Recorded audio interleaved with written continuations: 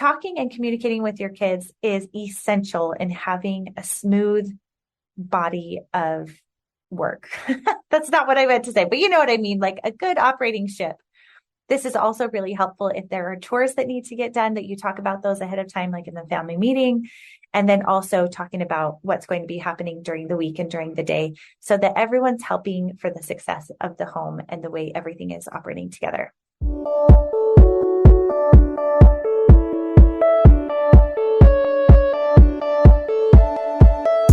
So you want to make an impact. You're thinking about starting a business, sharing your voice. How do women do it that handle motherhood, family, and still chase after those dreams? Well, listen each week as we dive into the stories of women who know. This is Call Me CEO.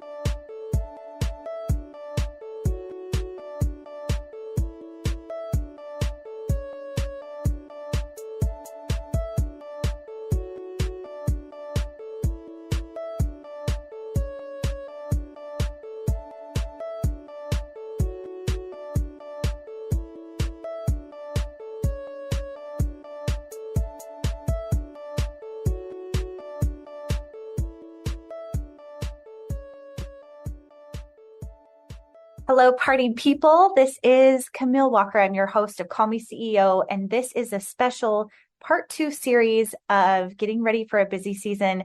And with school starting right around the corner, I wanted to create a couple of episodes just for you as a parent to prepare for this busy season.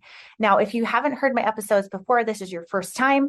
Typically, I am interviewing other mothers who are building businesses and how they balance life and business and doing what they love. So I hope that you've checked out other episodes. If you haven't yet, please subscribe and be a part of this amazing group of women. This has been incredible to be a part of this. I'm actually getting really close to episode 100, which is crazy.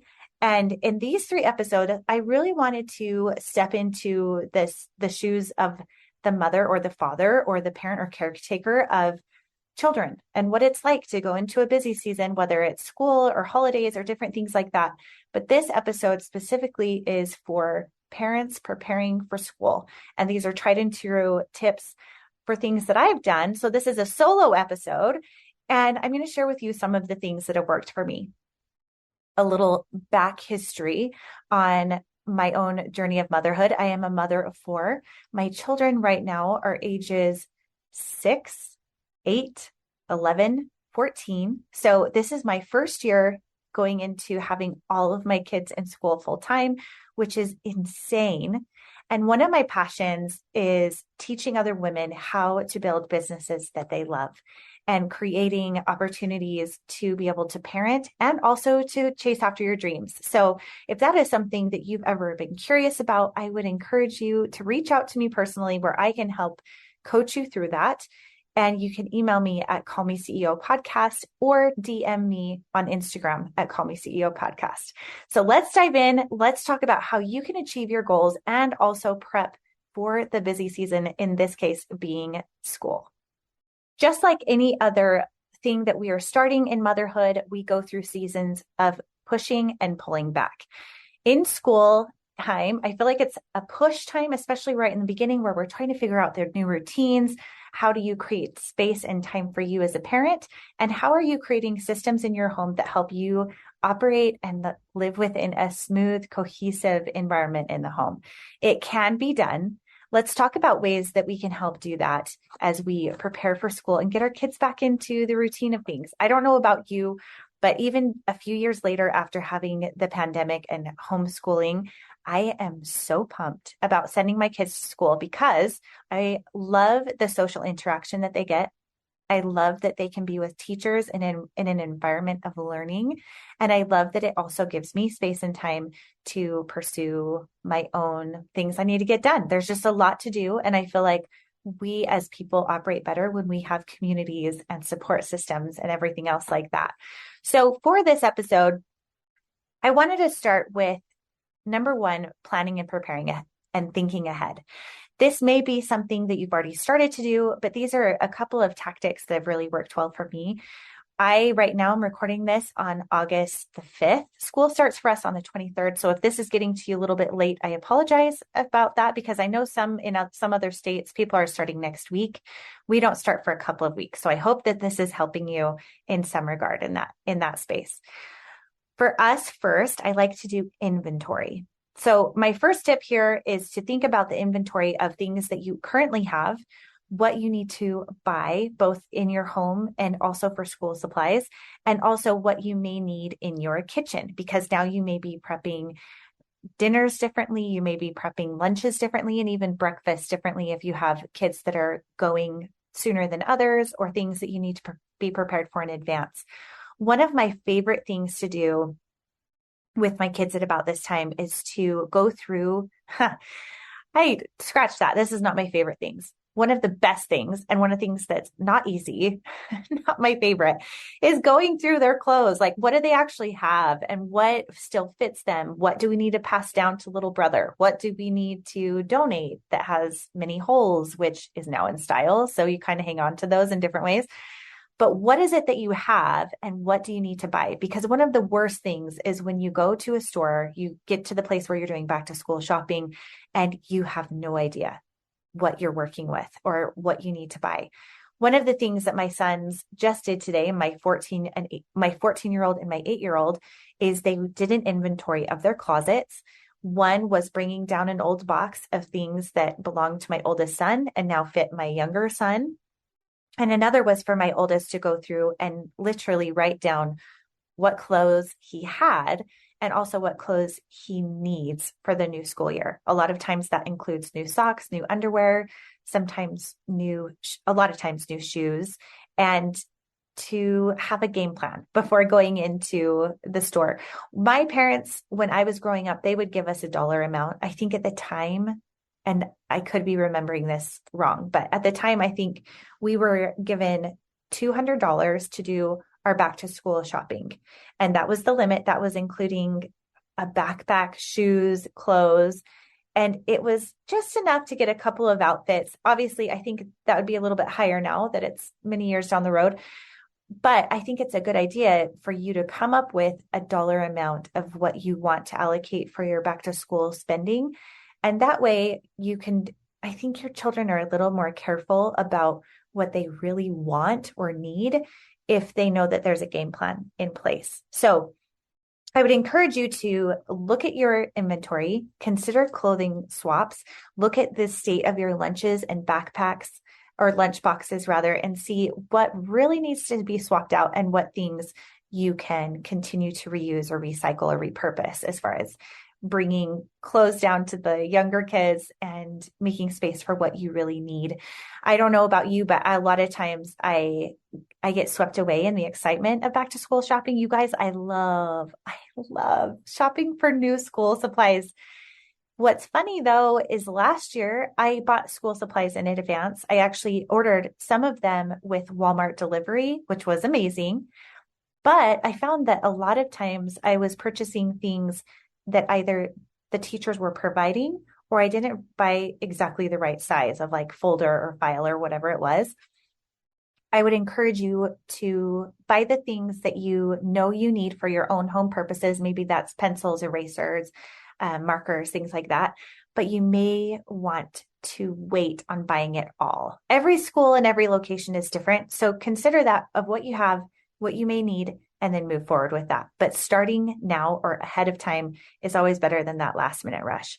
Another tip for you is if you can't get to back to school shopping right now, I have found that the very best sales on shoes or clothing oftentimes comes after back to school. So like after Labor Day or Labor Day sales or after, you can get an even better deal. So I like to shop in July when there's a lot of sales that they're trying to clear out for fall and back to school times, or right after.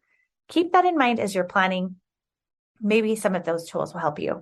Number 2 is to create a wake up and bedtime routine before school starts. I know that this is really hard and it's something I try to remind myself of, but the best thing that's worked for us is doing increments of 10 to 15 minutes a week before school starts. So if you want your kids to be going to bed, let's say at 8 o'clock, but they're used to going to bed at 9 or 9:30, try each night to work it back 15 minutes at a time, 15 minutes at a time, 15 minutes at a time, until you get to that space where you want to be back into that routine. That works out best for me if I incorporate some kind of some kind of bathing routine with that bedtime routine, because I found that if we create, it becomes something of a ritual that they look forward to a little bit more when they get to have a bubble bath or a special book read by you or a special time. I know that if I create space and time for my kids to talk to me at night, they will talk forever. And so if I can start that at 7 p.m. rather than 8:30 or 9 p.m., everyone's much better off. So one way that I encourage my kids to do that is I say, if you want bath time, bedtime, story time, extra talking time with mom, we have to start at 7 instead of 8 or 8:30, because then I have the capacity to do that with you. With 4 kids, you have to make that boundary in that time so you can make it all work. Number 3 is to start incorporating family meetings into your life. This is something that we started doing, probably 6 years ago. When kids are really tiny, it's kind of hard to do that. But as they get a little bit older and they start to be able to take on more responsibilities and have different schedules, I've found that it is so helpful if we have family meetings. It sounds really formal, but it's not. It is a situation where we do talk to our kids one-on-one and as a group. This episode is brought to you by Bold Bookkeeper Academy. At Bold Bookkeeper Academy, you can learn how you can work from anywhere at any time to build a business you love as a bookkeeper. There are no emergencies. You can work with any time zone and take pride in your career. There is a free webinar for you to learn if bookkeeping is the right profession for you. I have that link below. And know that there are so many ways that you can start as a bookkeeper at $25 an hour, working up to $125 as you get better. Now, this is one of those careers as a mom that is so flexible and an amazing way for you to take charge of your life and your business. If you are feeling the call to do it and you love numbers and love bookkeeping, I promise you that there are businesses that need your help. Check out the link below and see if it's a right fit for you today. So take, for example, if it was a Sunday, which are the days that we like to do family meetings the most because we have the least amount of conflicts typically, we will go over the schedule of what's happening that week together as a family, maybe some goals or exciting things that are happening over the weekend or sporting events throughout the week. So we kind of have a good idea of what's happening.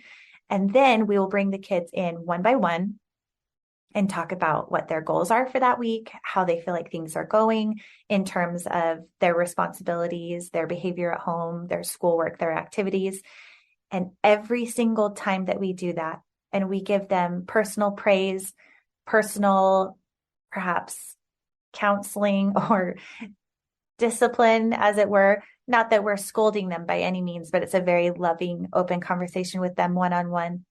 Our week always, always, always goes better than when we don't do this. And it doesn't have to take long. With each kid, we typically will bring them in and have a meeting with them, 5 to 10 minutes each. And we do like to include some kind of a positive reinforcement for that meeting. So for some, it might be screen time during the week, or it might be a special outing, or they might be saving up money for a certain thing. Depending on the kids' ages and their interests, it's always different. We always adjust for that. But we try to make each meeting be one where we talk to them individually, we talk about their goals, and we also talk about behavior, schoolwork, things they're excited about, their dreams, their wishes, their hopes, all of the things, even sibling rivalries or fighting that's going on, whatever it is. And you create space for them one-on-one. Family meetings make everything better. It doesn't mean that they always happen for us, but when we make time for them, our week always goes better. Number 4 is creating space for you to plan for the week.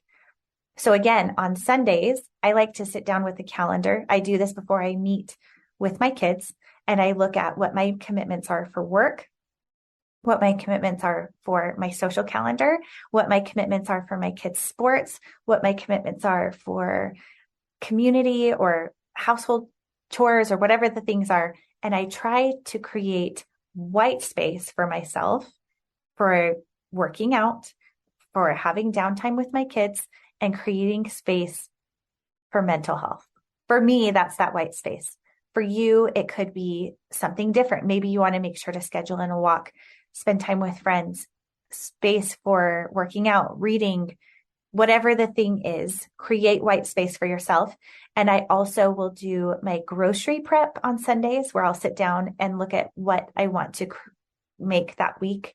And then I will do my grocery delivery through Walmart to have it delivered on Monday morning for the week.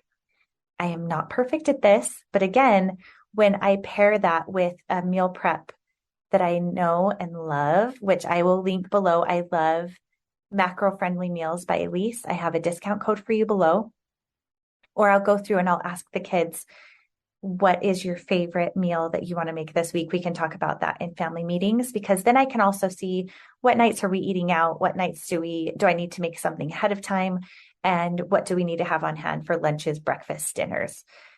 Make time for that prep for you. And I promise if you will do that, it just goes so much more smoothly. All right, number 5, we love to have a special back to school night. It doesn't have to be fancy, but I will gather my kids together. They love pizza. So typically we do a pizza night and we set out candles, and sometimes I'll put out like bouquets. I call them bouquets just because I love them, but bouquets of fresh pencils and cute erasers or different things like that on the table.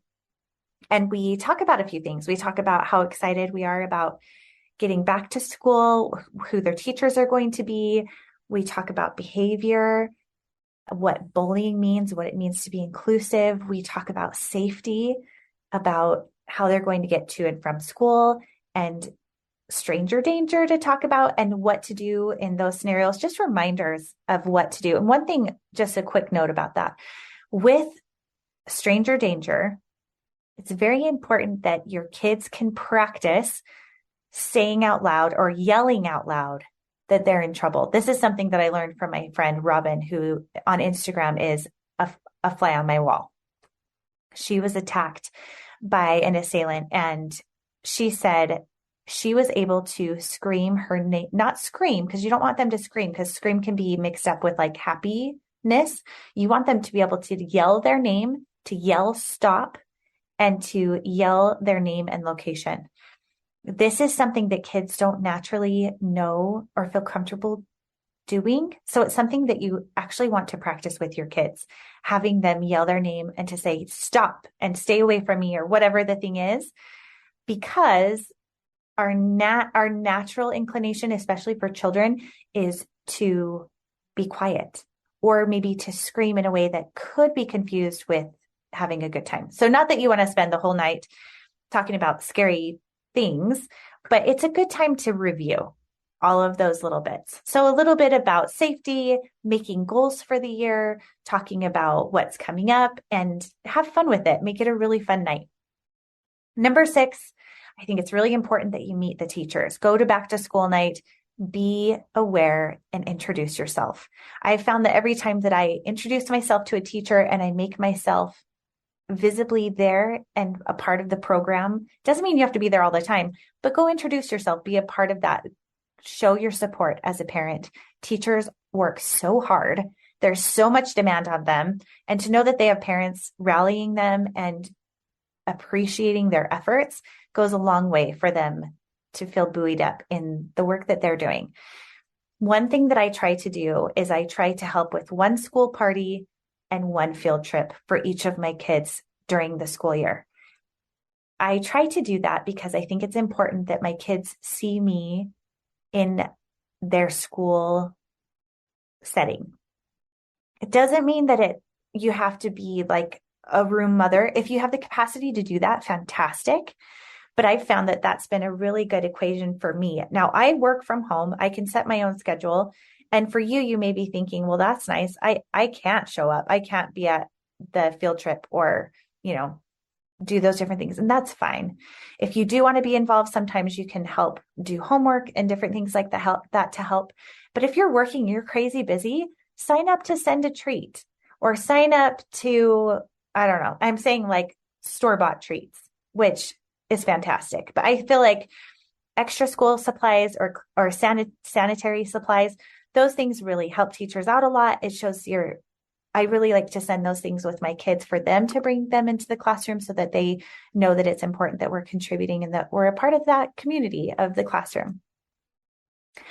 That is a good way to help you so that when and if there's ever a situation where there's a behavior issue or communication needs to be happening between you and the teacher, I think having rapport there is really important. Number 7, creating a drop zone for your kids where they can put the things. I know the kids are not always good at this, but I have found that if I create a drop zone for them to put their backpacks and their shoes, some of my kids are better than others, but they generally do put their things in that space, which is really helpful. Sometimes I have created a checklist of things for them to do when they get home that's just there on that wall, where it's take off your shoes, backpack, have a snack, let them have some like chill time, and then starting homework. Creating a routine where they check off, 3 to 5 things on a box is a really good way for kids to know what to expect when they are coming home after school and to know that there's a safe place with you and what you're doing.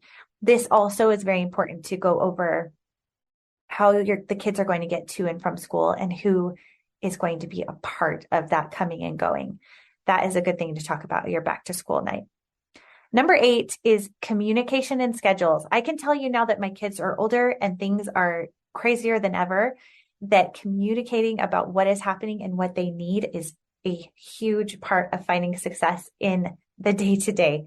So when I'm driving my kids to school in the morning, a very typical scenario will be where we talk about, does anyone know what's happening today? Let's talk. It's Tuesday. What do we do on Tuesday? Oh, Tuesday is dance day. And we also have karate.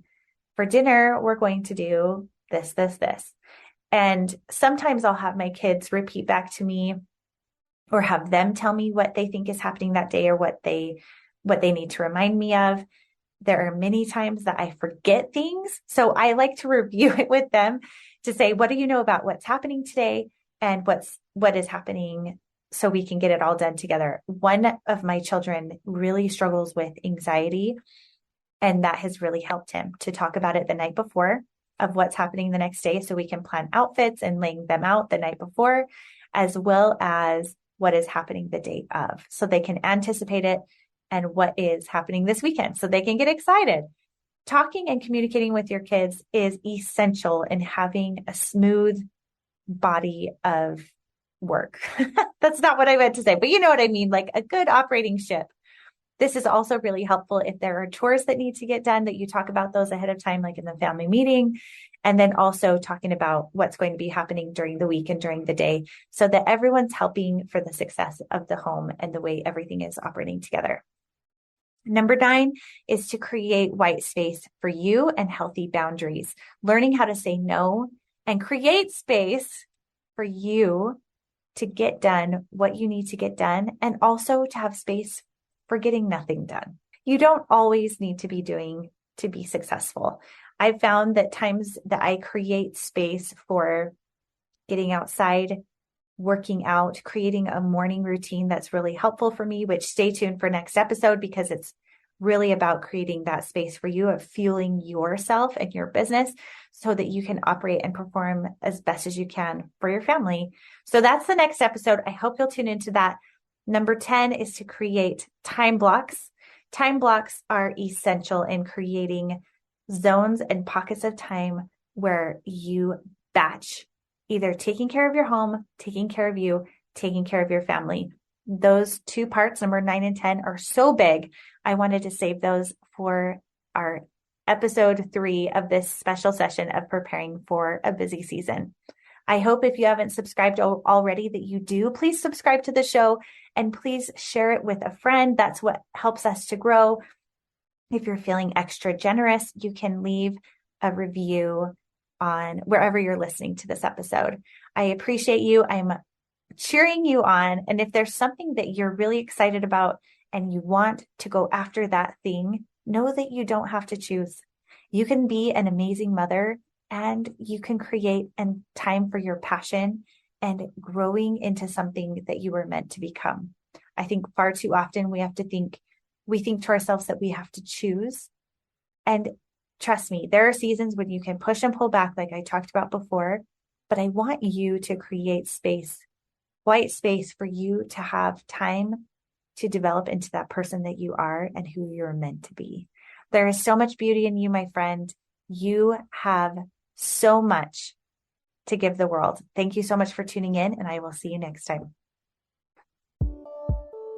Hey, it's Camille here. If you've ever thought about starting a business and being a mother, now's the time to do it. My friends, there are so many opportunities for you to be able to build a business and be a mother with building a business online. That is why I created the 60 Days to VA program, where I can teach you how to use skills you already know and also ones you may not know, and turn it into a business where you can help others develop business from afar.